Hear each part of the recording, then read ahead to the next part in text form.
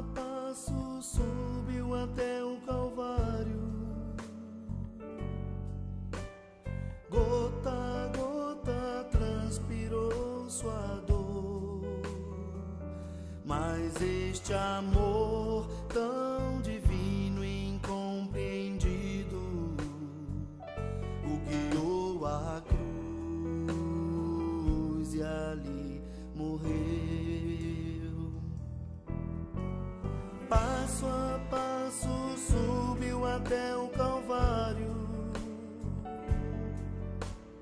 Gota a gota transpirou sua dor, mas este amor tão divino e incompreendido o guiou à cruz e ali morreu. Mas a morte dele não foi para a morte eterna, senão por sacrifício. Morreu por ti e por mim, ao entregar-se todo em expiação perfeita, comprou consigo mesmo nossa salvação. Mas a morte dele não foi para a morte eterna, senão por sacrifício. Se deu por ti e por mim, ao entregar-se todo em expiação perfeita, comprou consigo mesmo a nossa salvação.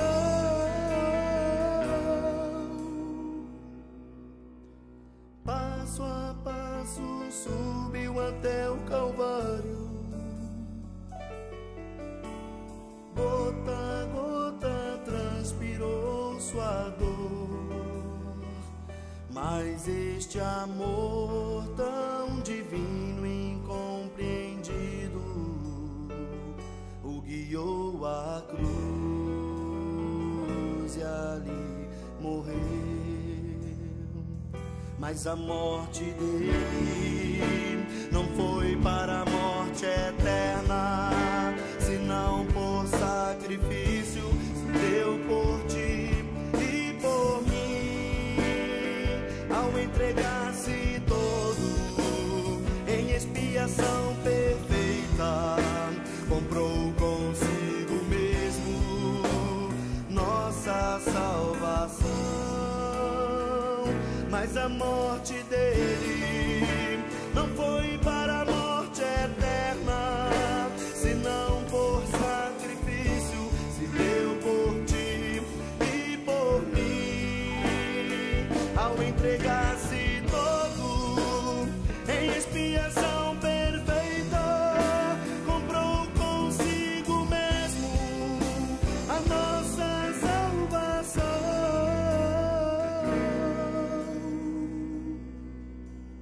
Passo a passo subiu até o Calvário.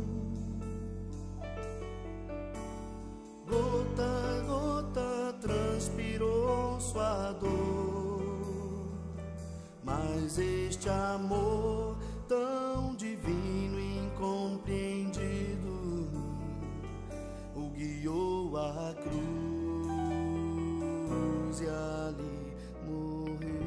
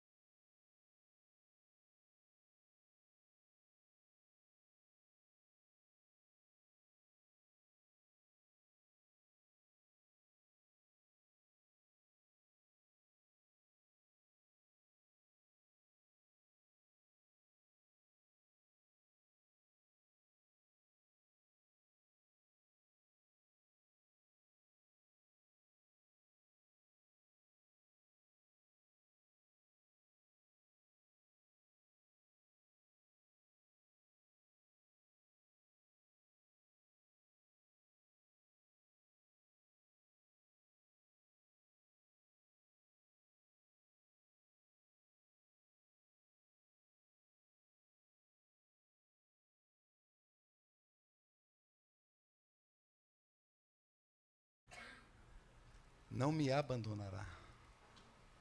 Teu amor, Senhor, por mim é grande, eu sei. Você sabe, meu irmão, você sabe, minha irmã, como precisamos nos refugiar nesse amor do Senhor. Vou pedir para vocês abrirem os Salmos de número 139, nesse tempo, nesse momento aqui introdutório. E quão importante nós colocarmos isso na nossa mente. E quão importante nós começarmos assim a nossa reunião. Quão importante nós darmos já esses primeiros passos, confessando o quanto o Senhor tem nos guardado. E uma prova disso é que nós estamos aqui essa noite. Uma prova disso é que Ele nos reuniu aqui essa noite. Normalmente, sábado à noite, a gente tem outros compromissos, né?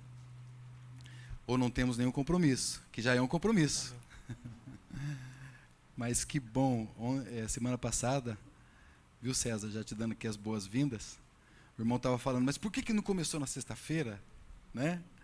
Tinha que ter começado na sexta-feira. Todo mundo concordou com ele. Como depende de agenda, do hotel, né, reservas antecipadas, então, infelizmente, não foi possível. Mas graças ao Senhor, Senhor, tu me sondas e me conheces.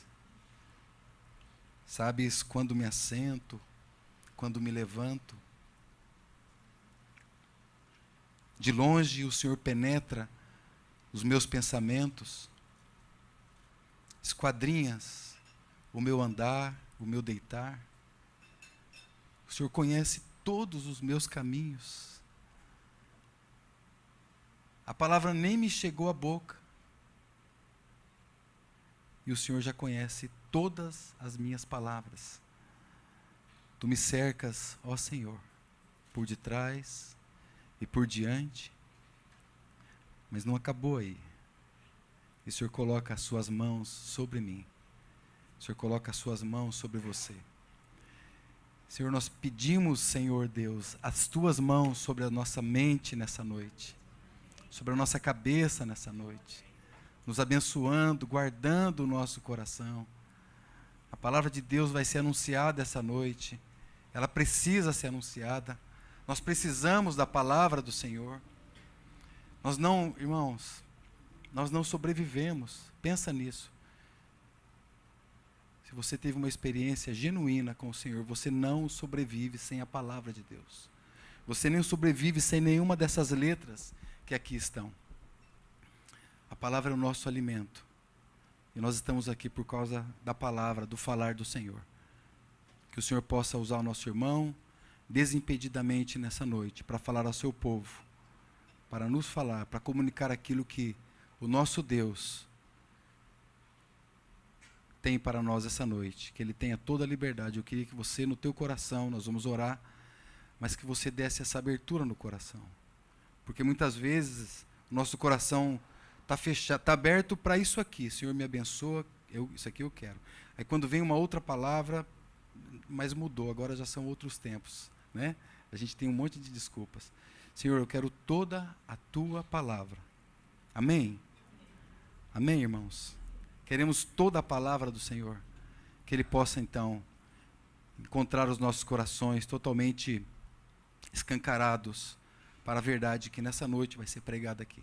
Para a glória de Deus Pai. Amém. Amém, Senhor, nós te damos muitas graças. Que alegria, que conforto, que sustento grande, Senhor, é saber que o Senhor nos trouxe aqui, o Senhor tem conduzido as nossas vidas. Ah, que bom pastor tu és, amado Senhor. E o Senhor é este mesmo que nos cerca por detrás, por diante. Conhece até as palavras que nós ainda nem falamos. Bendito seja o teu nome, Senhor. Nós te bendizemos mesmo. E que o Senhor possa, com aquele Santo Espírito tão doce, que tem agido em nossas vidas nessa noite, agir na vida do nosso irmão César, seja com ele. Toma-o em tuas mãos, para que o teu falar seja assim mesmo, Senhor. Totalmente desimpedido, para a honra e glória do teu nome. Nós oramos, ó Pai, gratos já pelo que o Senhor já está fazendo. Em nome de Jesus. Amém. Amém, Senhor. Amém, irmãos.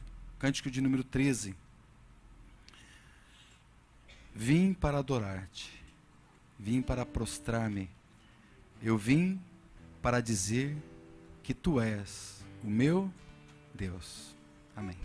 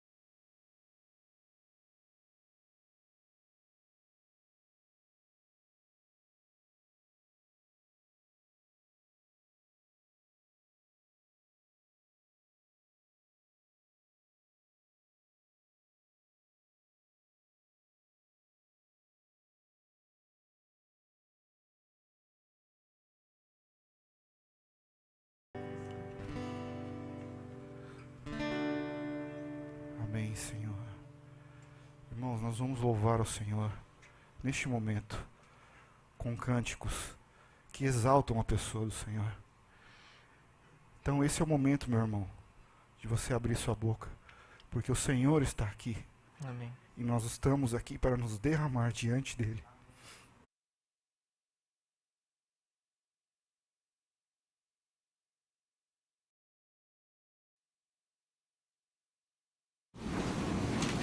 Adore o Senhor, Ele está aqui. Por louvor. Poder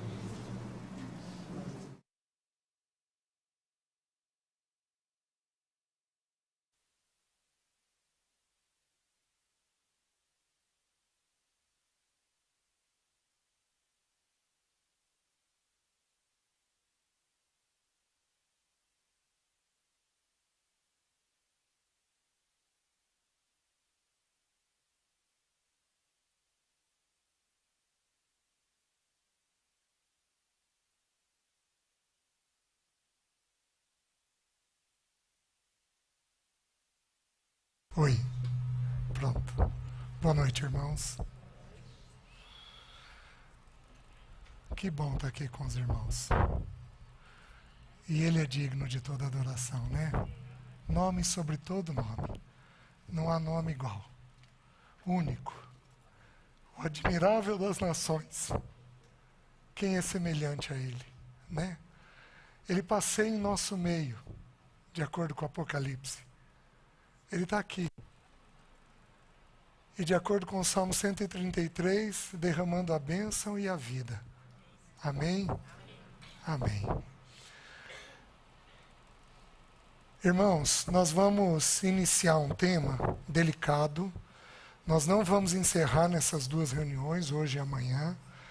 Nós devemos precisar talvez de umas 6, 7 reuniões para encerrar esse tema. É um tema que eu já havia dito para os irmãos que eu tenho no coração de partilhar com vocês. É um tema que toca diretamente a questão das famílias, toca diretamente a nossa vida pessoal.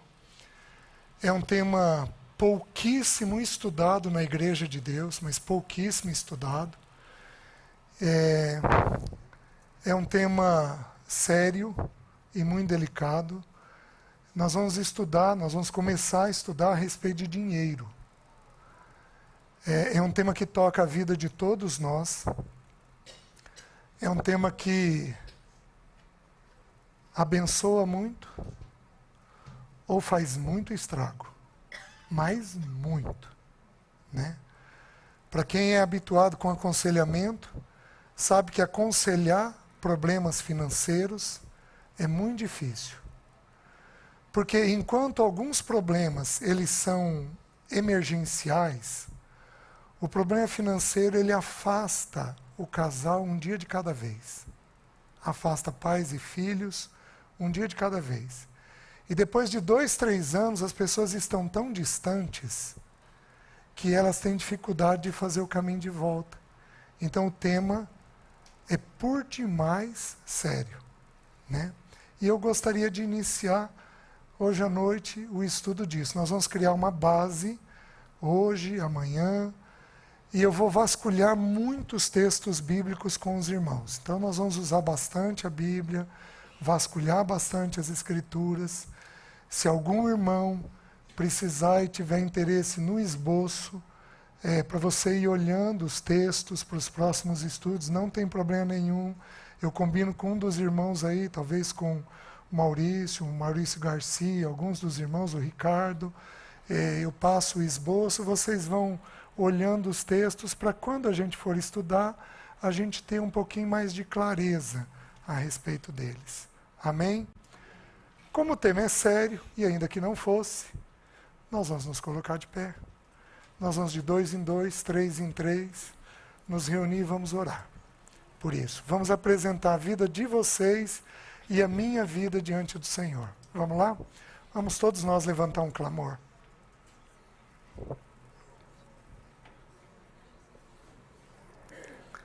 Aleluia, Senhor. Tu és bom e Tu és santo. Visita o Teu povo. Visita o Teu povo. Nós não somos dignos de que o Senhor passeie no nosso meio. Nós não somos dignos de que o Senhor assista o nosso coração. Mas o Senhor o faz por amor e por misericórdia. Nos ajuda, Senhor, a vermos o Senhor, a olharmos o Senhor, a entendermos o Senhor. Dá-nos da Tua graça. Visita cada coração, para que o Teu bom nome seja glorificado. Ajuda-nos, Senhor, para que o Teu bom nome seja glorificado. Senhor, eu apresento as nossas vidas diante do Senhor. Apresento a minha vida. Senhor, eu não sou digno de abrir a Tua palavra. Nem os meus irmãos conseguem ouvi-la e entendê-la. Nenhum de nós consegue se não for mediante a ação do Teu Espírito. Por isso eu peço, por amor e por misericórdia, pela glória do Teu nome, se levanta no nosso meio e ajuda-nos, Senhor, a compreendermos o que é necessário. Põe em ordem tudo que precisar nas nossas vidas, nós oramos em nome de Jesus. Amém.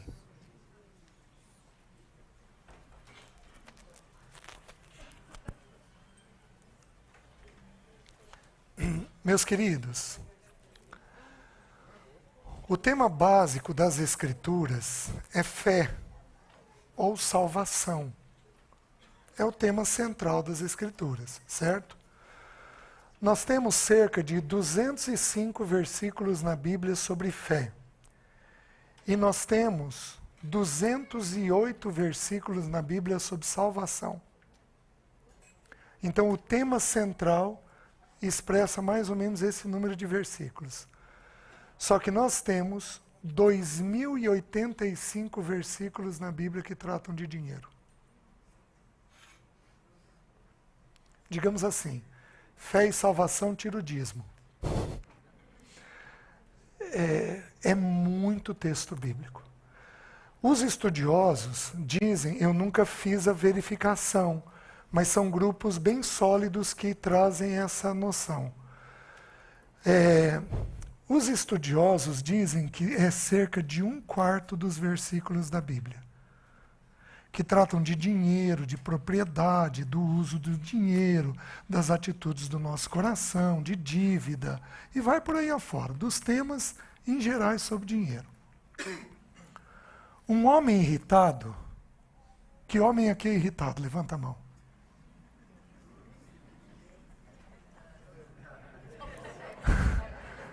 Vamos de novo. Ué, tem um cumprimentando um ao outro assim, né, irmão? É para levantar a mão assim. Um homem irritado, quem aqui é homem irritado? Levanta a mão alto. Isso.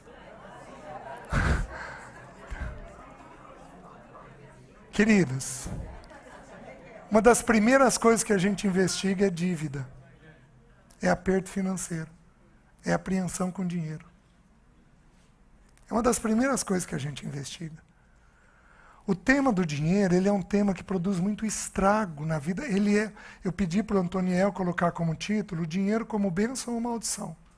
Porque ou ele é uma bênção, que é o propósito de Deus, ou ele é uma maldição na nossa vida. Então nós precisamos aprender a pensar o tema do dinheiro segundo as Escrituras, do jeito das Escrituras. Com a pandemia, o Brasil se tornou o país mais ansioso do mundo. As pesquisas indicam isso. Por quê? Em partes por causa da questão do dinheiro. Em partes por causa disso. Porque afetou dinheiro, afetou trabalho, afetou renda, e vai por aí afora. Deixa eu começar a criar um entendimento para vocês. A Bíblia ensina que a avareza é o quê? Tem versículo para tudo isso. Que a avareza é idolatria. O que significa a avareza? A avareza é o desejo ávido de ter mais. A gente pensa que a avareza é o muxiba. É o mão de vaca. Certo? A gente pensa que a avareza é isso. Não. A avareza é o desejo de possuir. Então você compra um carro, dali 2 meses, de que jeito que a tua mente está? Pensando no próximo.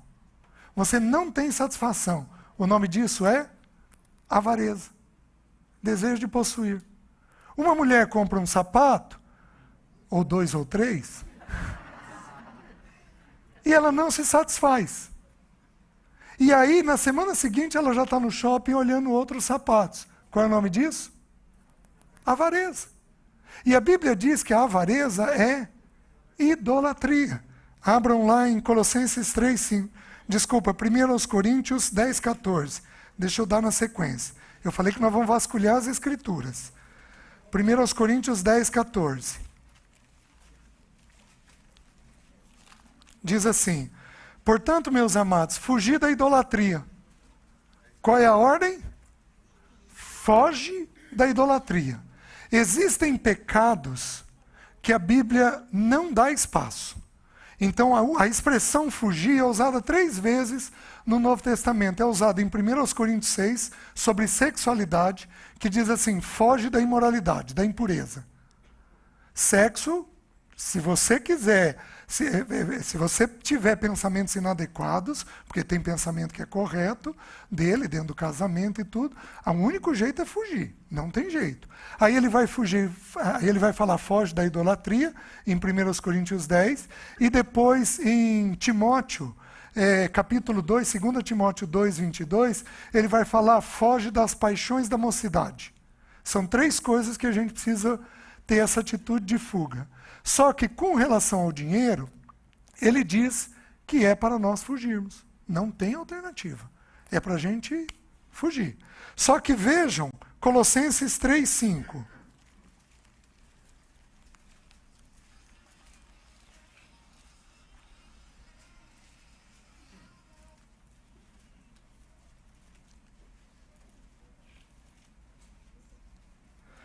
Fazei, pois, morrer a vossa natureza terrena, prostituição, impureza, paixão lasciva, desejo maligno e a avareza, que é... Me diz aqui, quem só compra, eu até acredito que nós vamos ter irmãos, quem só compra o que precisa? Nós vamos ter alguns.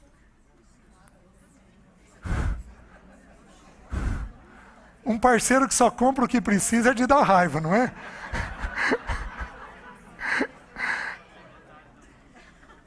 Eu vou entender que os outros que não levantaram a mão compram o que desejam. Isso tem ares de avareza, porque é o desejo de possuir.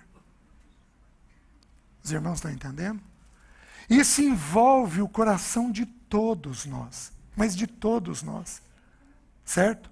E aí, a ordem das Escrituras é, foge da idolatria, porque ela foge da avareza, porque ela é idolatria.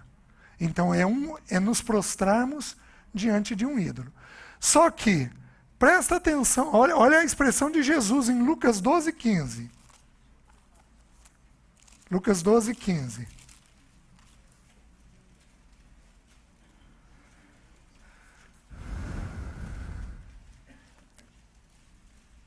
O Senhor falando.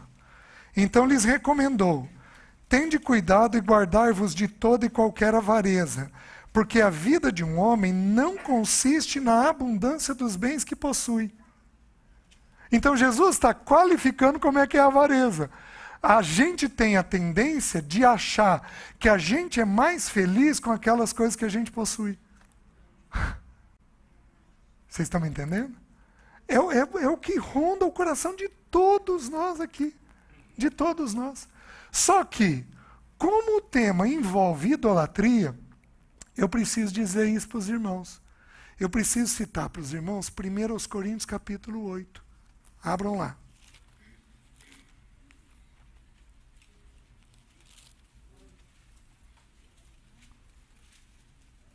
Olha o que ele diz. 1 Coríntios 8, 1 e 2. No tocante às coisas sacrificadas a ídolos, nós estamos falando de idolatria. Aqui ele vai falar sobre especialmente a questão de comer ou não coisas oferecidas a ídolos. No que se refere às coisas sacrificadas a ídolos, reconhecemos que todos somos senhores do saber. Meus queridos, todo mundo aqui, inclusive eu, tem opinião sobre dinheiro. Porque no que se refere à idolatria, todos nós somos senhores do saber. A gente justifica e explica o desejo nosso com dinheiro. Porque no que se refere às coisas sacrificadas a ídolos, todos nós somos senhores do saber. Então todos nós explicamos, de um jeito ou de outro, os motivos que nos levam a comprar isso ou aquilo, a desejar isto ou aquilo, né? E aí ele diz de forma simples, o saber ensoberbece, mas o amor edifica. E aí ele diz uma expressão muito forte, se alguém julga saber alguma coisa, com efeito, ainda não aprendeu como convém saber. Meus irmãos, em todos os temas da vida, joelho no chão. Porque se a gente achar que a gente já sabe, nós ainda não aprendemos como convém saber. Então, o que vai acontecer? Como o estudo toca muito a nossa vida pessoal, todos nós daremos justificativas nesse tema. Todos nós vamos dar explicações nesse tema. É a tendência que a gente tem. Vocês estão entendendo?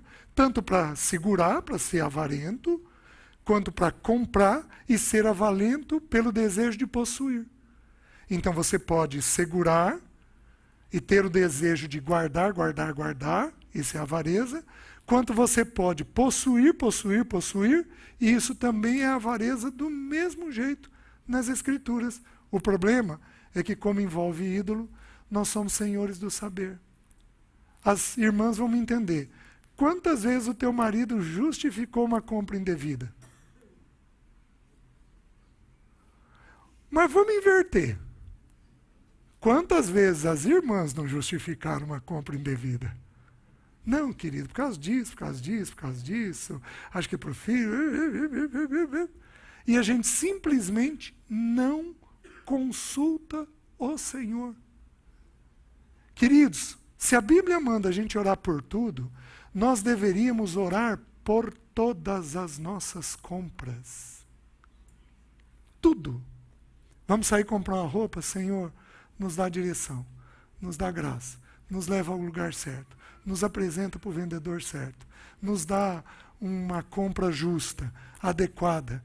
Deveríamos repensar, mas faz mais barato, faz mais barato, faz mais barato, faz mais barato, porque essa não é uma atitude adequada. Nós não encontramos isso nas Escrituras, nem na vida do Senhor. A balança nossa tem que ser justa. Negócio bom é negócio para ambos os lados. Negócio bom é negócio para ambos os lados. Se a balança for injusta, se você for aquele comprador chato que pechincha, pechincha, pechincha, pechincha, pechincha, pechincha, isso não é da natureza do Senhor. Onde você vê um texto nas Escrituras que diga isso? Mas um texto nas Escrituras que diga isso. Isso é atitude errada dentro do nosso coração. Os irmãos estão entendendo? Assim como a gente ser perdulário. Gastar mais do que deve, do que necessita. Então, essa ideia do ídolo e da avareza é o primeiro ponto para nós começarmos. Mas eu tenho um segundo ponto para nós iniciarmos. O texto mais importante sobre dinheiro é um texto que nós temos acesso, nós conhecemos, e está em Mateus capítulo 6, versículo 25. Abra lá, por favor.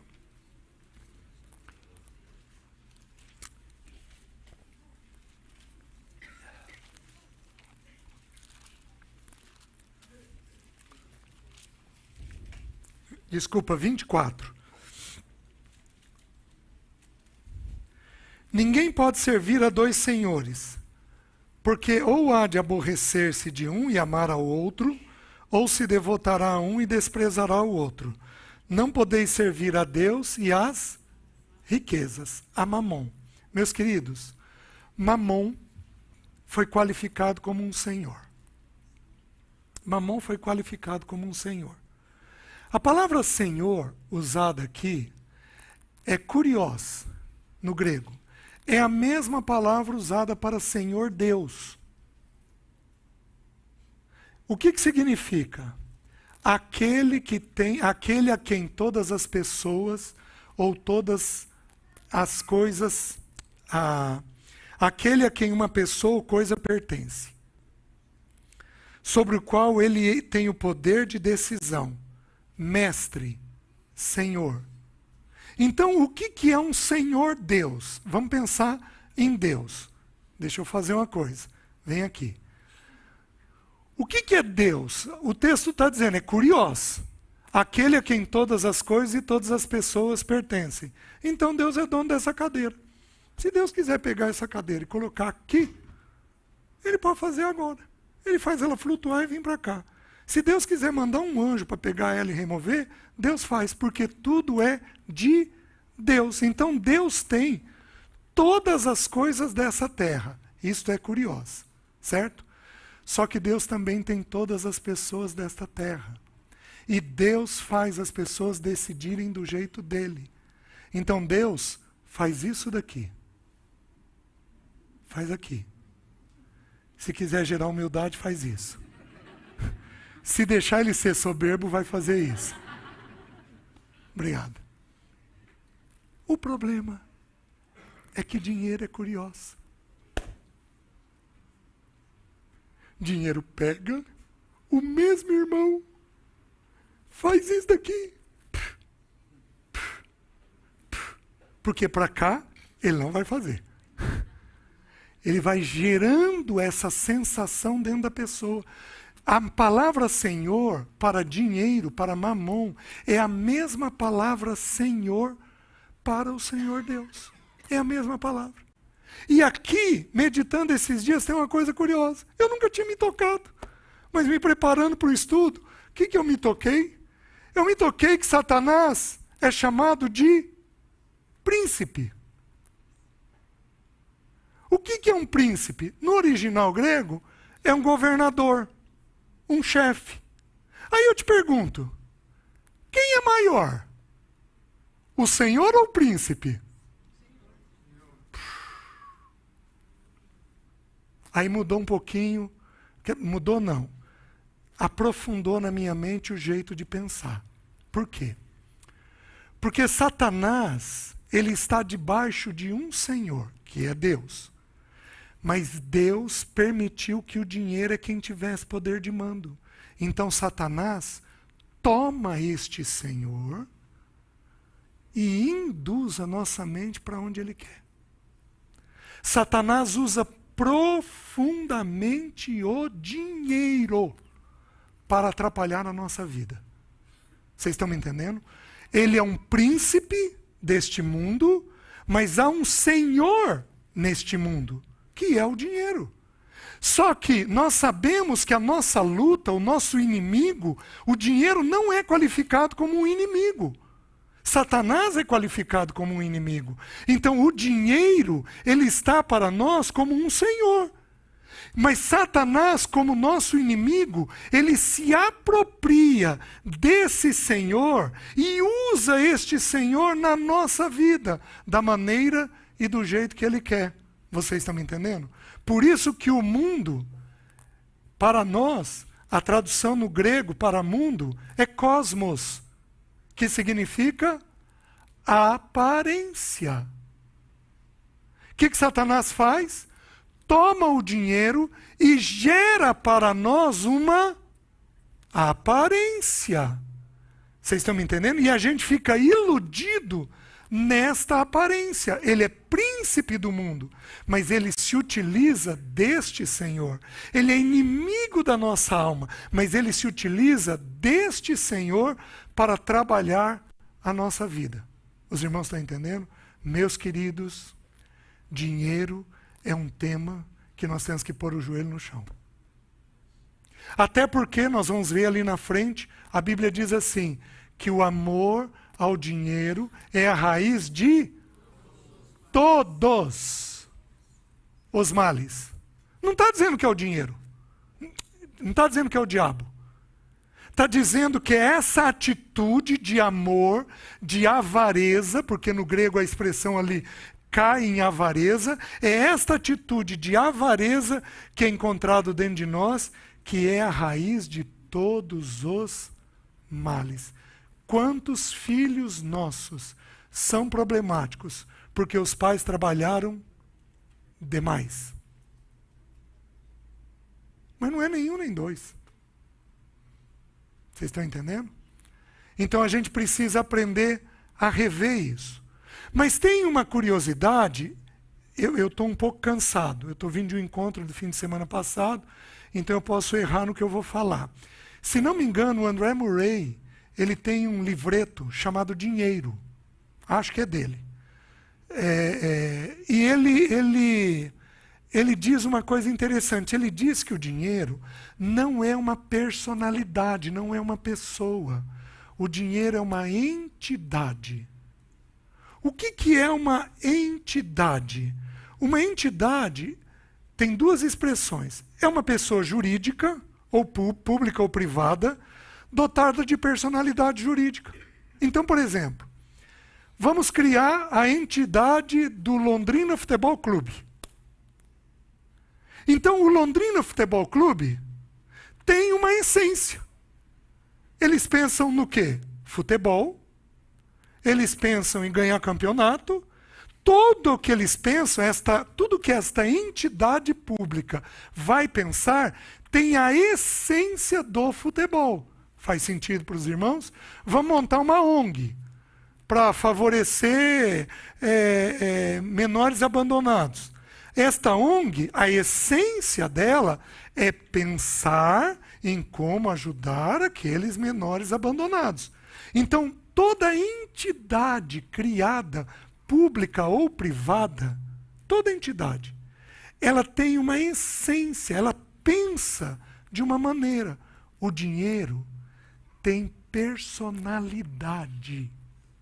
O dinheiro pensa.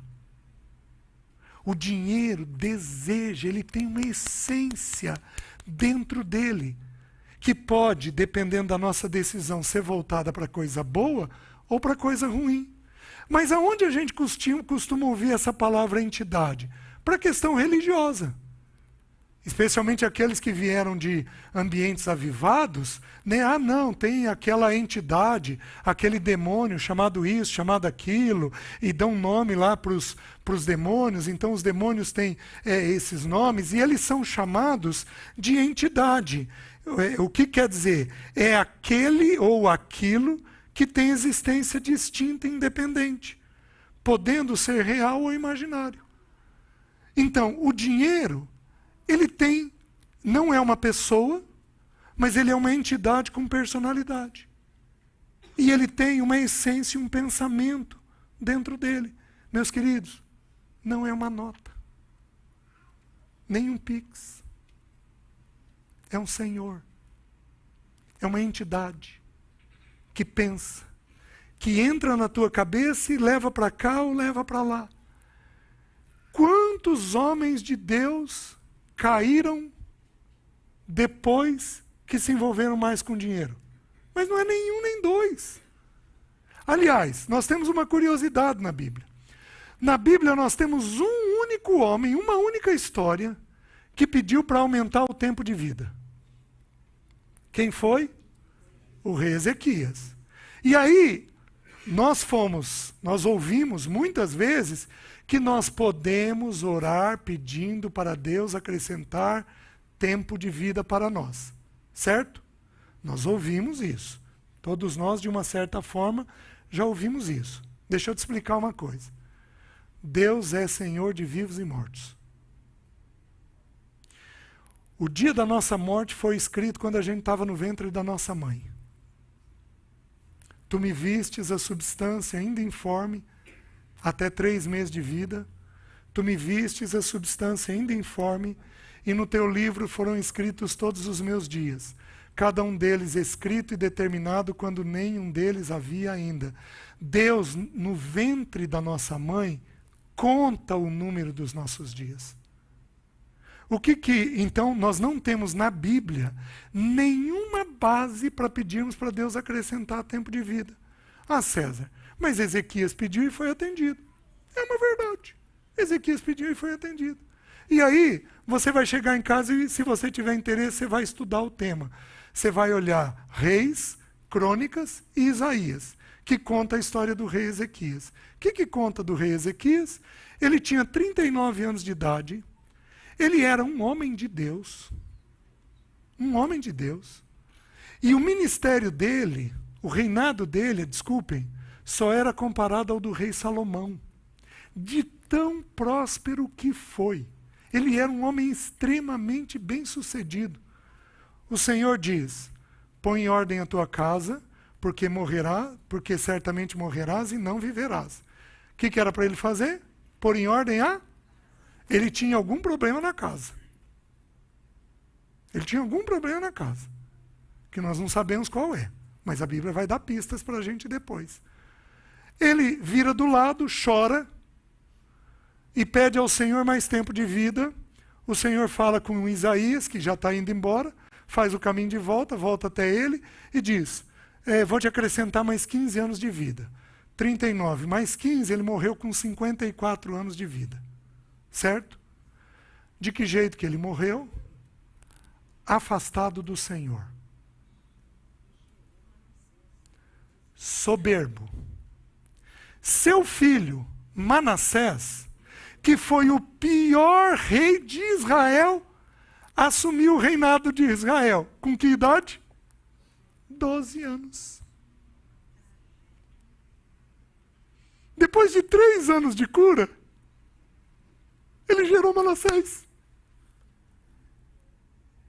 E, além dele não pôr em ordem a casa dele como Deus tinha mandado, ele produziu o pior rei de Israel, o mais perverso rei de Israel de todos. Aí eu te pergunto, era para pedir mais 15 anos?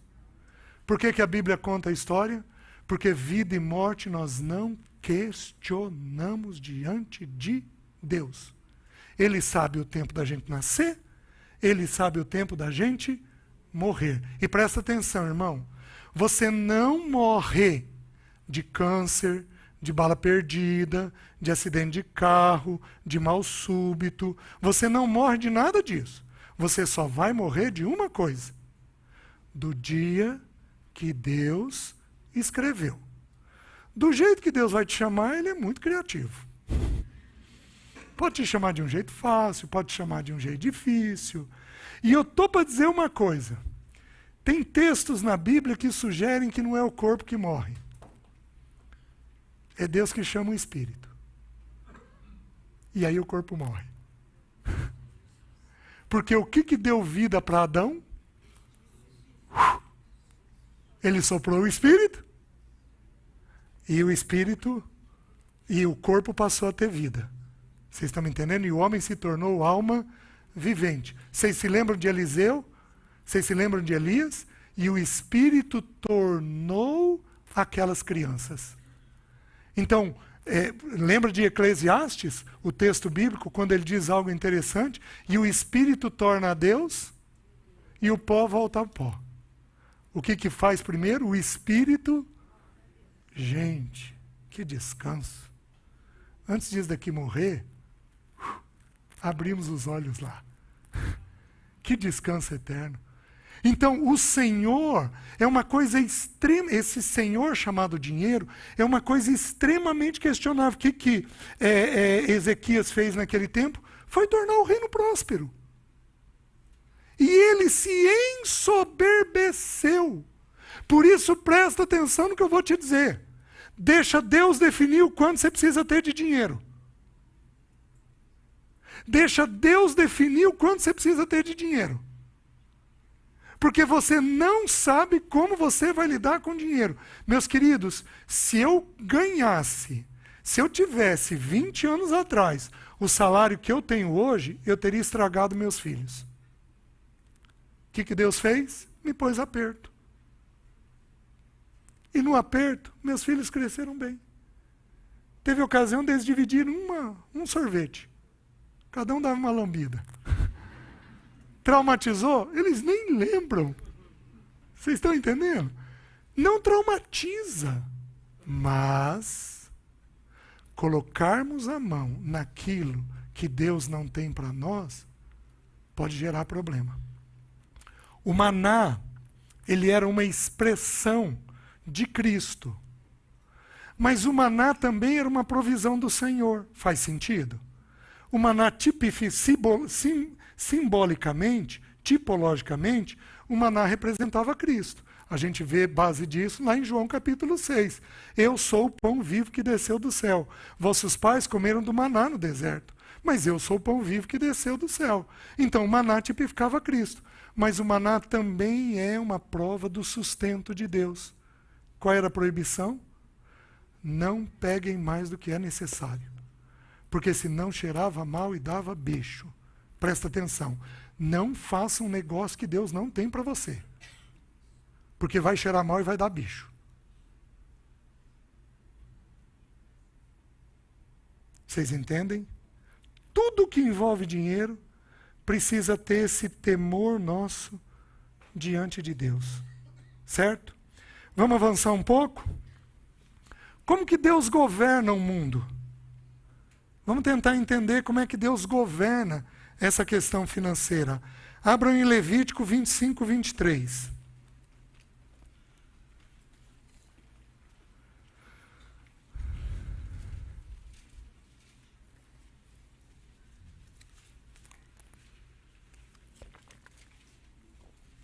O texto bíblico diz assim: também a terra não se venderá em perpetuidade, porque a terra é minha, pois vós sois para mim estrangeiros e peregrinos. De quem que é a terra?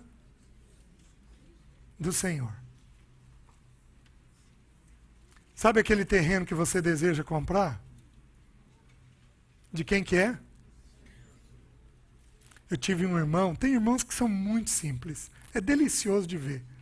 Tinha um irmão chamado Gustavo, ele era um pastor muito simples, muito querido, muito simples. Então ele andava, ele pastoreava aqui em Apucarana, e ele andava de ônibus pela região, pregando a palavra, ele era evangelista. Então ele estava no ônibus, e aqui a gente tem muitos campos de plantação, né? Então ele sentado no ônibus, e aí ele dizia assim: isso daqui tudo é do meu papai. Papai é dono de tudo isso daqui. Chegou uma hora que o vizinho dele perguntava: nossa, mas quem que é teu pai? Aí ele evangelizava: porque toda a terra é minha. Você acha que ele não te dá o que ele quer dar? Porque de quem que é? Toda a terra é minha. Você acha que ele não pode dar? Meus queridos, ele vai refazer tudo isso daqui. E possivelmente nós moraremos aqui e governaremos isso daqui. Você acha que ele não pode te dar o que ele quiser? Quando ele determinar, vou dar, quem que vai impedir? Só que até ele dizer, vou dar, o que você tem que fazer? Aguardar. Porque toda a terra é minha. E aqui ele diz uma coisa que mereceria um estudo só em torno disso. Ele diz assim: porque vós sois para mim estrangeiros e peregrinos. Meus queridos, nós deveríamos aprender a viver como peregrinos, não tendo nada. E se você tiver, não possuindo nada. Nada, nada, nada, nada. Essa deveria ser a atitude, mas nós não vamos mexer nisso. Vejam o Salmo 50, versículo 10 a 12.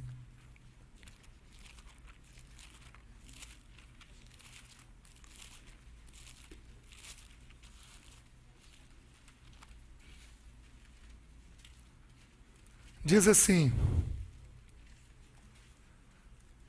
pois são meus todos os animais do bosque, e as alimalhas aos milhares sobre as montanhas. Conheço todas as aves dos montes, e são meus todos os animais que pululam no campo. Se eu tivesse fome, não te diria, pois o mundo é meu, e quanto nele se... Meus queridos, quem governa os animais? Deus. A Bíblia mostra isso com clareza. Vocês estão entendendo? Quem que levou comida para Elias? Um corvo. Corvo dá ou corvo rouba? Deus contrariou a natureza do corvo. Vocês estão me entendendo? Porque Deus manda nos animais. Queridos, sou eu que estou contando para vocês. Uma pessoa, uma vez, num aconselhamento, me procurou. Ela tinha feito uma tentativa de suicídio. Foi uma situação grave e ela fez uma tentativa de suicídio. Então, ela, quando bebê, a mãe dela tentou matar ela afogada. E a irmã, um pouquinho mais velha, salvou ela. Isso possivelmente registrou no cérebro. Quando adulta, ela tentou matar a filha mais nova. E a irmã mais velha salvou. Tá bom. Essa mulher, num desespero de vida, morava numa chácara, esperou o marido sair, foi na mata que rodeava a chácara, pendurou uma corda, pôs um banco subiu no banquinho. Quando ela estava puxando a corda, eles tinham um cachorro fila dessa altura. O cachorro foi, pulou em cima dela e sentou em cima dela. E ficou sentado em cima dela até o final do dia, quando o marido chegou. Eu me arrepio inteiro. Quem fez isso? Quem mandou naquele animal? Dele são todos os animais. Dele são todos os animais. Dele. Não é nosso, é dele. Ele governa com mão forte, com mão poderosa, com mão amorosa, mas quem governa é ele, porque ele usa segundo o seu bom propósito. Tudo na terra é meu. Ninguém põe a mão nas coisas. Você acha que alguém pode te roubar? Você acha que alguém pode te lesar? Você acha que alguém pode tirar o que é teu sem a permissão do teu Senhor? Ninguém pode fazer isso. Porque tudo pertence ao nosso Senhor. Os irmãos estão entendendo? Que mais? Vejam Ageu 2:8.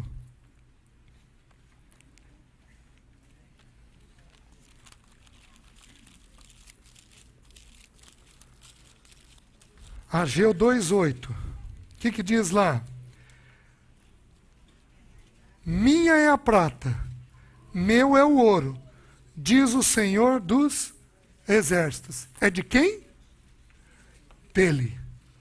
Ele define a prata e o ouro desta terra e aquilo que ele vai fazer com esta prata e este ouro. Ele quem define.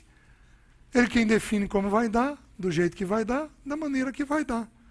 Porque estas coisas pertencem a ele. Vamos mais. Já que tudo é dele, como que Deus distribui o que lhe pertence? Como é que ele lida com isso? Como é que Deus, já que tudo é dele, toda a glória, toda a terra, toda a prata, todo o ouro, todos os animais, tudo é dele, como é que ele distribui o que lhe pertence? Vamos dar uma olhadinha nas Escrituras. Lembra que eu falei que tem muitos textos? Meus irmãos, nós vamos caminhar.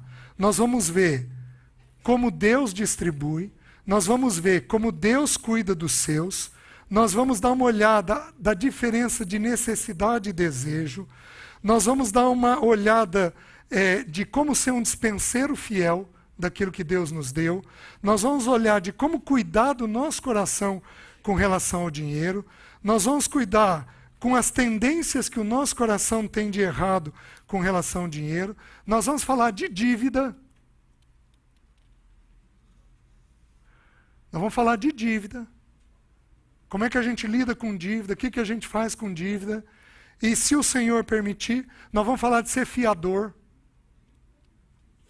E a última coisa que nós vamos falar é de como o Senhor propõe ofertar ou dizimar.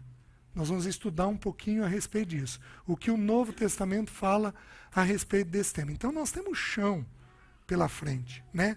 O que nós vamos ver agora? Nós vamos ver como Deus distribui o que lhe pertence. Dá uma olhadinha em 1 Crônicas 29.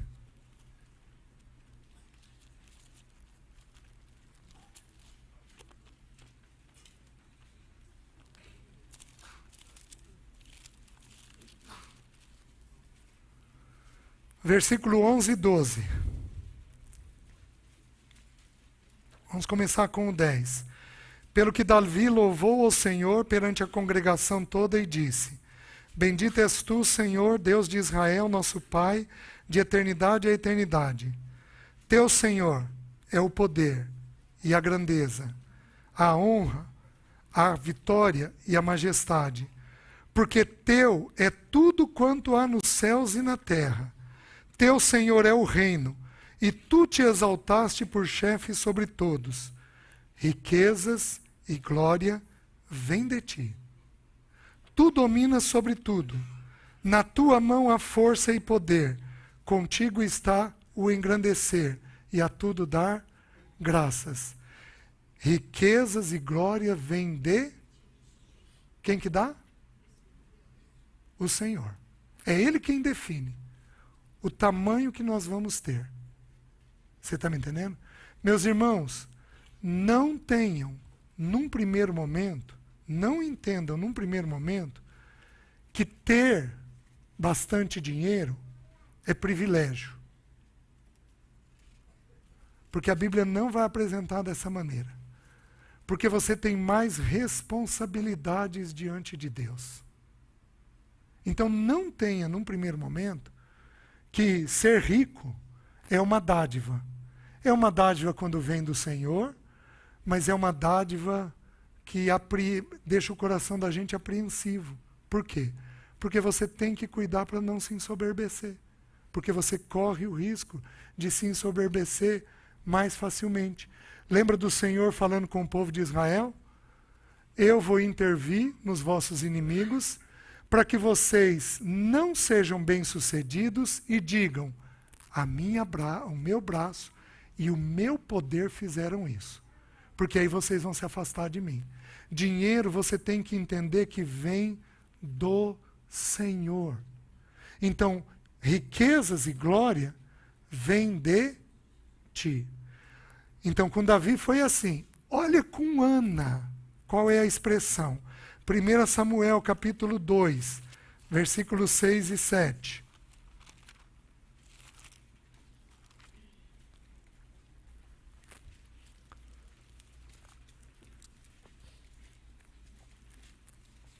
Primeira Samuel 2, versículos 6 e 7.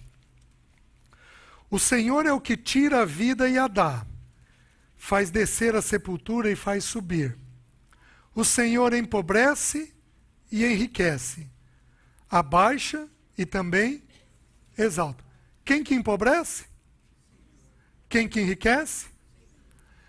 Ele faz, a Bíblia vai dizer em outro texto com todas as letras, ele faz o pobre e ele faz o rico. É um decreto dele. É um decreto dele. Por que alguns de nós deram certo e outros não?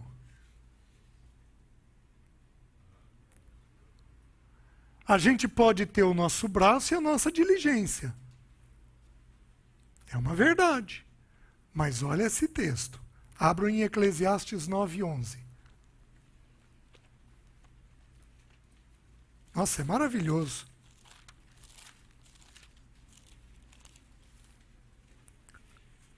Foi um ímpio que me apresentou esse versículo. Ele virou e falou, César, o que esse versículo quer dizer? Olha o que diz. Vi ainda debaixo do sol que não é dos ligeiros o prêmio, nem dos valentes a vitória, nem tampouco dos sábios o pão, nem ainda dos prudentes a riqueza, nem dos inteligentes o favor. Porém, tudo depende do tempo e do acaso. Então tem coisa que depende do tempo e do acaso. Só que quem é senhor do tempo e do acaso? Nós tivemos em Maringá uma empresa que foi vendida por bilhões. Uma empresa de educação. Muitas empresas começaram no mesmo período. Por que não deu certo? Tinham pessoas tão trabalhadoras e tão diligentes quanto aqueles daquela empresa. Por que não deu certo?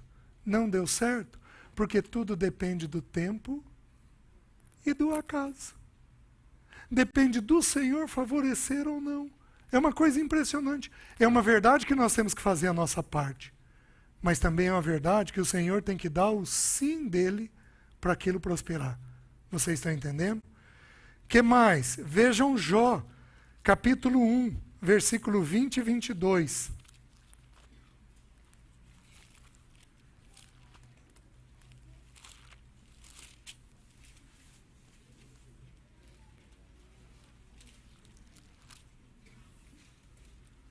Meus queridos, olha como é delicado ter. O Senhor estava olhando a terra e Satanás chega até ele. E o Senhor chama Satanás E o Senhor desperta Satanás sobre Jó. Observaste o meu servo Jó? Homem íntegro, reto, temente a Deus e que se desvia do mal? E Satanás diz o quê? É claro, o Senhor encheu ele de coisa boa. O que Satanás sugeriu? Que o ser humano ama a Deus porque Deus dá coisas boas para ele. O que Deus falou? Tá bom, pode tocar em tudo que ele tem. Tirou todos os filhos, tirou todos os bens. Porque Satanás pode fazer isso com a permissão do Senhor. Porque ele veio para roubar, matar e destruir. Qual foi a atitude de Jó? 20, 21. Então Jó se levantou, rasgou o seu manto, rapou a cabeça e lançou-se em terra e adorou. E disse: Nu saí do ventre de minha mãe e nu voltarei. O Senhor o deu, o Senhor o tomou. Bendito seja o nome do Senhor. Meus queridos, quantas mulheres não irritam porque um salto quebrou? Quantos homens não irritam porque o carro foi riscado? Qual foi a atitude do nosso irmão Jó? 10 filhos. Num único momento. 7 homens e 3 mulheres. 10 filhos. Todos os bens. Porque naquela época, a propriedade não era terra, porque terra tinha de fartura. Naquela época, a propriedade era rebanho. Era rebanho que tornava a pessoa rica ou não. Ele teve tudo levado num único dia. Ele prostrou o joelho, adorou e disse: Nu vim, nu voltarei. E aí diz: Bendito seja o nome do Senhor. Porque tudo é de quem? Gente, como a gente pensa dinheiro de outra maneira. Riscou teu carro? Adora. Muito obrigado, Senhor. É teu. Não é meu. Eu tive uma experiência interessante. Eu tinha 18 anos de idade, talvez. Eu me converti aos 15. E a igreja que eu reunia lá em Curitiba trabalhava muito com drogadição, com drogados. Então a gente... Nossa, que saudade que eu tenho. A gente cantava na praça, a gente fazia culto, a gente ia nos becos, evangelizar drogado. Então, sempre tinha drogado na reunião da igreja, né? E aí chegou um lá e pediu, e falou. E aí os líderes decidiram dar o dinheiro para ele fazer um lanche e comprar a passagem que ele estava pedindo. Tá bom. Me encarregaram de acompanhar. E eu fui com 18 anos de idade acompanhar o sujeito. Fui na rodoviária, dei um lanche para ele, evangelizei ele, comprei a passagem, pus ele dentro do ônibus, fiz meu papel, saí andando. Quando eu estou saindo, passando pela saída da rodoviária, o ônibus dele para e ele desce. E aí ele tapeou todo mundo. Mas eu fiquei tão irritado, eu fiquei tão indignado, minha irritação é mais para dentro. Eu fiquei tão indignado com aquilo, e o irmão, o pastor, ele me discipulava, ele falou assim: César, ele não tirou de nós, ele tirou do Senhor. Porque o dinheiro é do Senhor. Ele vai responder ao Senhor. Nossa, gente. Então, aí eu começo a entender, num vislumbre muito tênue, que tudo era do Senhor. Nós só somos mordomos daquilo que Ele faz. Vejam Jeremias, capítulo 27, versículos 5 a 7.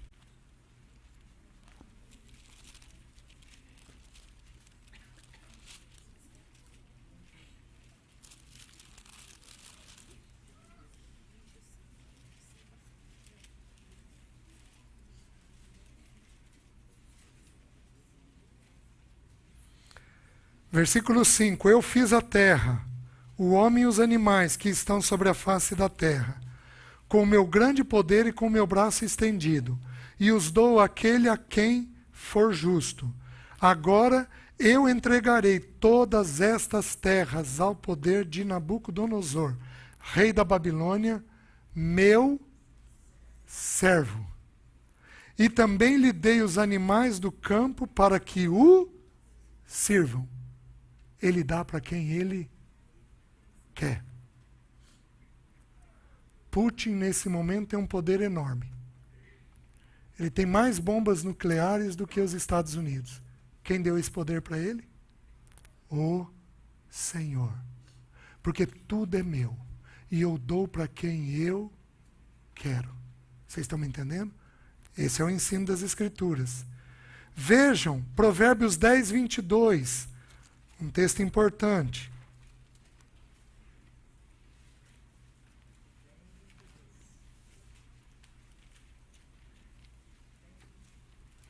Olha que texto maravilhoso. A bênção do Senhor enriquece, e com ela não traz. Gente, não procure a riqueza do seu jeito. Não procure a riqueza do seu jeito. Não procure. Por quê? Porque o que não traz desgosto é a bênção do Senhor. A bênção do Senhor enriquece, e com ela não traz desgosto. Dinheiro é de joelho no chão. Decisão de dinheiro não é por bom senso. Decisão de dinheiro é com o joelho no chão, porque nós estamos mexendo com um Senhor, que tem poder de pegar a nossa cabeça e levar para onde Ele quer. Então nós temos que ter profundo temor disso daí. Então, Senhor, o Senhor está nisso. Senhor, o Senhor está nisso. Senhor, o Senhor está nisso. Por quê? Porque, meus irmãos, sobe. Sobe. O dinheiro sobe. E sobe rápido na cabeça de qualquer homem de Deus. Qualquer mulher de Deus vai fazer isso. Vejam,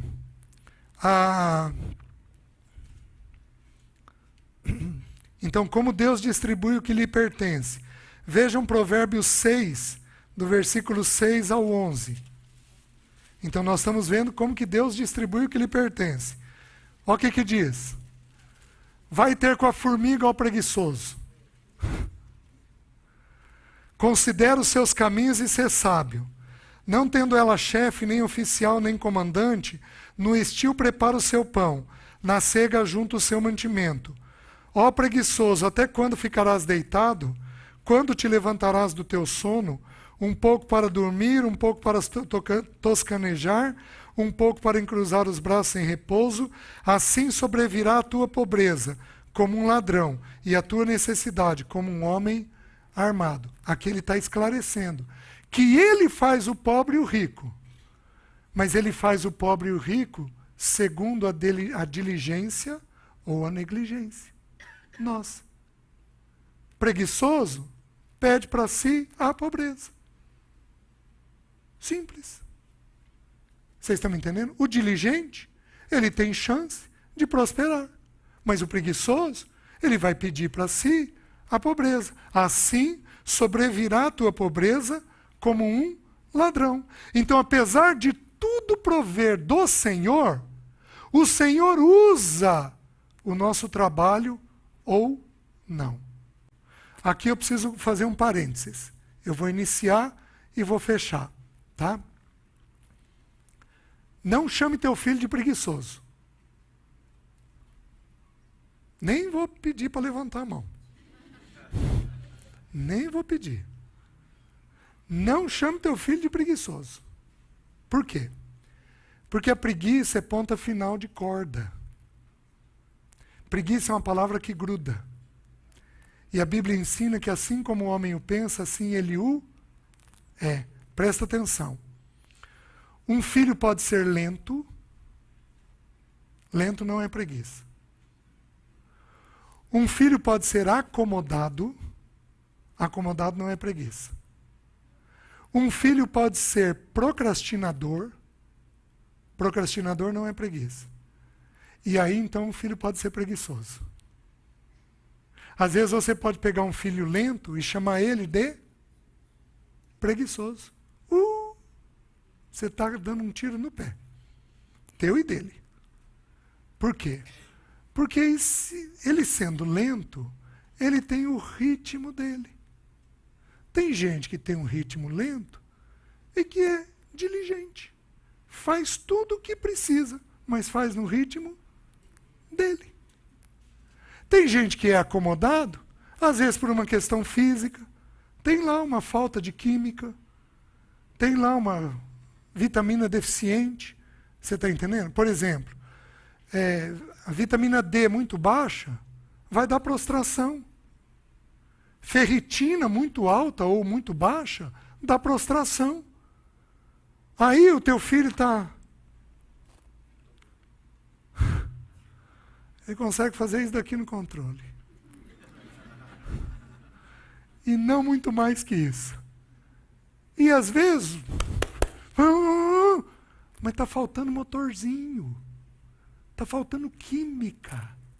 Que dê para ele a energia necessária e suficiente para fazer. Você sabia que se a vitamina D for baixa, o organismo não repõe testosterona? Testosterona faz o quê? Dá energia. Você pega uma criança com...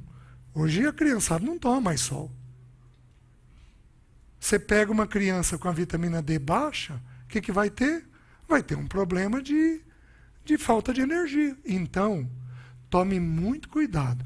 Porque para dizer que um sujeito é preguiçoso, precisa de muitos anos. Então, não faça isso com o seu filho. Verifique com clareza o que ocorre com ele. Tudo bem? Fechei parênteses. Vejam, 1 Tessalonicenses 4, versículo 10 a 12. 1 Tessalonicenses 4. Vamos começar no 9.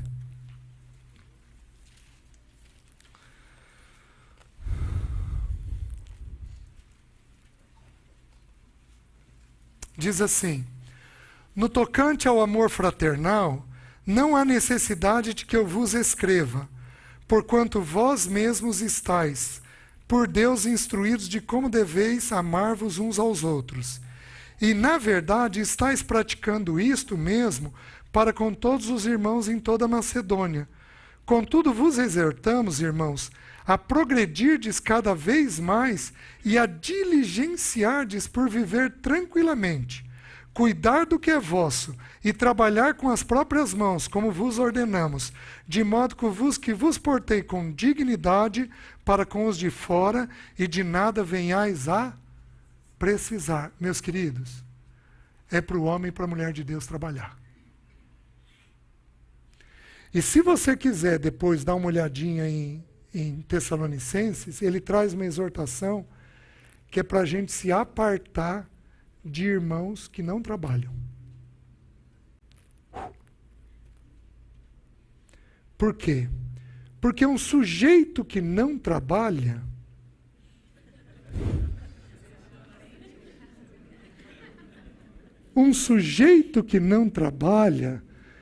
ele se dependura no outro. Tenta andar. Está pesado, é que eu sou. Irmãos que não trabalham são irmãos que são pesados ao corpo. Então Paulo está dizendo o quê? Você vai trabalhar com as próprias mãos. Você precisa trabalhar com as próprias mãos. Está fazendo sentido, irmãos? Então essa é a exortação. Então Deus usa isto para nós podermos ser abençoados. Deus usa a diligência, a riqueza, o trabalho nosso para poder nos abençoar com riqueza. Já estou encerrando, meus irmãos. Olhem, Mateus 25, o texto sobre versículo 14, Mateus 25, versículo 14 e 15. A parábola dos talentos. Vamos lembrar. Talento, a parábola tem um ensino central. Qual é o ensino central nesta parábola? De que Deus retribui a fidelidade dos seus. Esse é o ensino central. Nós podemos tirar um ou outro princípio da parábola, escondido ali? Podemos, desde que a gente encontre base bíblica. Aqui eu estou encontrando base bíblica, eu só estou reforçando os outros versículos que eu falei. Versículo 14 e 15 diz assim: Pois será como um homem que, ausentando-se do país, chamou os seus servos e lhes confiou seus bens. A um deu 5 talentos, a outro 2 e a outro 1, a cada um segundo a sua própria capacidade. E então partiu. Meus queridos, quando Deus distribui riqueza, Ele olha a nossa capacidade de lidar com o dinheiro. A gente tem que lembrar que Deus pensa como um pai. E você não vai pegar um filho de 12 anos, que você está ensinando a lidar com dinheiro, e vai dar para ele uma nota de R$200. Primeiro que está difícil de pôr uma na nossa carteira, né? Você vai fazer o quê? Vai dar uma de R$5. Vai dar uma de 10. Ele lidou bem, você dá uma de 20. Então, à medida que lidamos bem, o Senhor vai dando mais. Então, cada um de nós tem uma medida de capacidade. Então, Deus olha risco de soberba. Deus olha risco de bondade excessiva. Porque até para a gente dar as coisas, nós deveríamos orar. Porque se você der excessivamente uma coisa que Deus não tem para você dar, você estraga a pessoa. Nossa, quantas reuniões da igreja, especialmente reuniões missionárias. Leci, vamos dar isso daqui? Vamos dar isso? Vamos dar isso?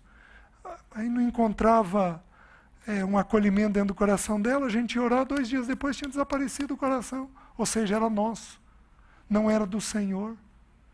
Então Deus olha a soberba do nosso coração, Deus olha uma bondade excessiva do nosso coração. Quem aqui é bondoso excessivamente? Levanta a mão. Tem esse risco. Sabe por quê, meus irmãos? Porque você pode ser explorado.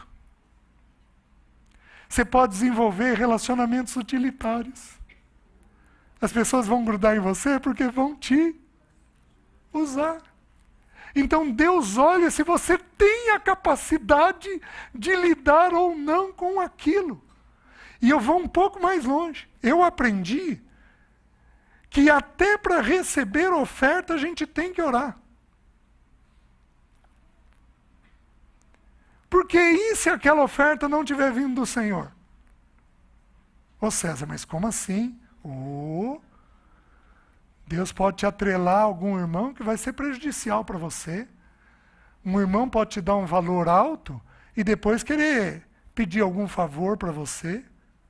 Até para receber, a gente precisaria orar para ver se o Senhor está naquilo. Os irmãos estão entendendo? Tem uma experiência do Loren Cunningham. É um livro chamado Fé e Finanças no Reino de Deus. O Loren Cunningham foi o irmão que iniciou Jocum, um homem de Deus, com muitas experiências ligadas a dinheiro.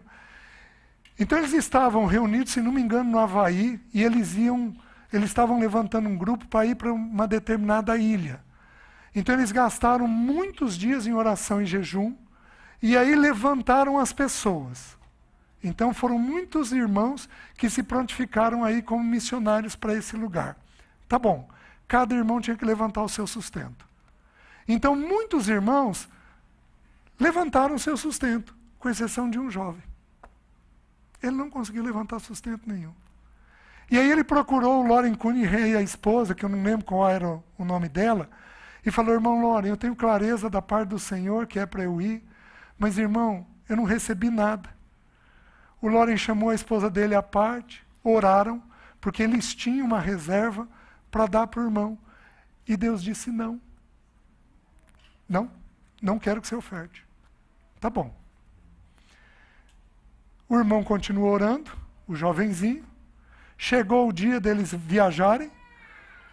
E ele não tinha dinheiro nenhum. Todo mundo foi para o aeroporto com sua passagem, com seu sustento estabelecido. O que Deus fez com esse jovem? Falou para ele que era para ele arrumar a mala. Ele arrumou a mala e foi para o aeroporto. Chegou lá, irmão Lore, não recebi nada. O Lore chamou a esposa de novo, num canto, oraram. Senhor, é para a gente ofertar? Deus falou, não. No que eles estavam terminando de orar, entra um irmão afobado no aeroporto. Irmão Lore, irmão Lore, irmão Lore, cadê você, cadê você, cadê você? Eu preciso falar com o irmão Lore, eu preciso falar, é urgente, urgente, urgente. Ele chega e diz assim, irmão Lore, Deus é maravilhoso. Irmão Lore, eu estava no meu quarto orando. Deus mandou eu levantar X reais de oferta. E mandou eu vir no aeroporto com urgência entregar para o irmão, que o irmão ia saber o que fazer com esse dinheiro. Aí o irmão Lore, no livro, ele coloca assim, irmãos, se eu tivesse dado, eu não teria cometido um pecado. Mas aquele jovem não teria sido exercitado em fé. Aquele irmão não teria aprendido a ouvir a voz de Deus.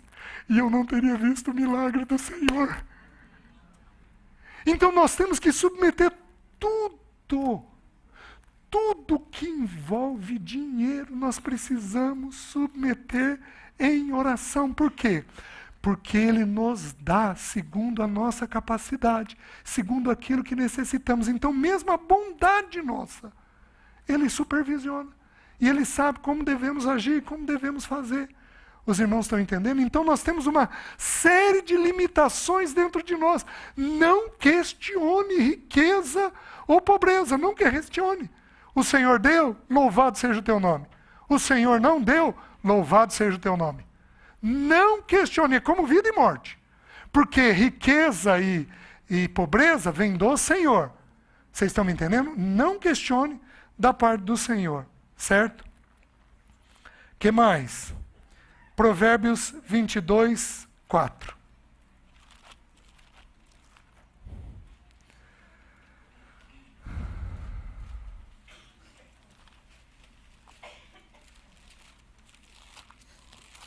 O texto bíblico diz assim: o galardão da humildade e o temor do Senhor são riqueza e honra e vida. Então ele ensina um novo conceito sobre riqueza. De que riqueza não é só bens, mas o galardão da humildade. E o temor do Senhor são riquezas. Seja humilde e tenha temor do Senhor. Que isso é considerado diante do Senhor riqueza. Amém, meus irmãos? Vamos parar aqui. Já tem 1h15 que eu estou aqui. Vamos parar e aí depois a gente continua. Tá? Amanhã à noite a gente continua. Curva a sua cabeça. Vamos fazer diferente. Se coloca de pé. Se for possível, abraça a pessoa que está aí do seu lado. Sendo possível. Dá um santo abraço aí. E vamos orar juntos. Vamos orar? Espírito Santo de Deus, dá-nos graça de ouvirmos esse estudo. Dá graça a cada irmão que está na internet. E, Senhor, ajuda-nos a lidar com esse tema tão delicado, para que o Teu bom nome seja glorificado. Livra os nossos corações deste Senhor e ajuda-nos para que Ele seja nosso servo, para que o Teu nome seja glorificado, em nome de Jesus. Amém. Deus abençoe, irmãos.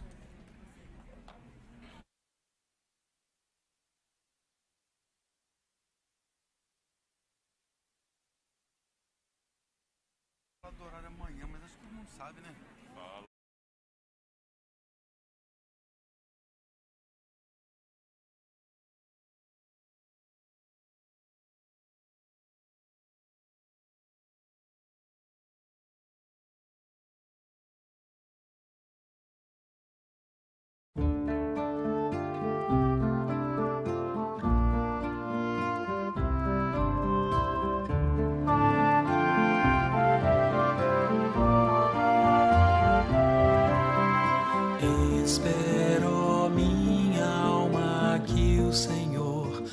para. Descansa enquanto vês Ele te transformar. Olha, pois Ele não tardará. Quebrou e disse: vou restaurar. Quebrou e disse: vou restaurar.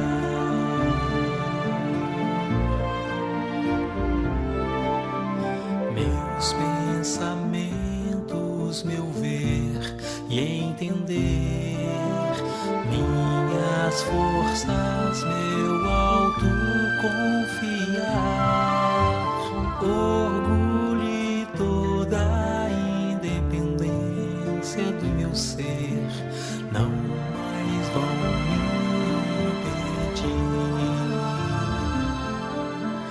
Teu Espírito em mim fluirá. Teu Espírito em mim fluirá. Teu Espírito em mim fluirá. Sem forma ficarei e sei que é bom ficar, mas Deus não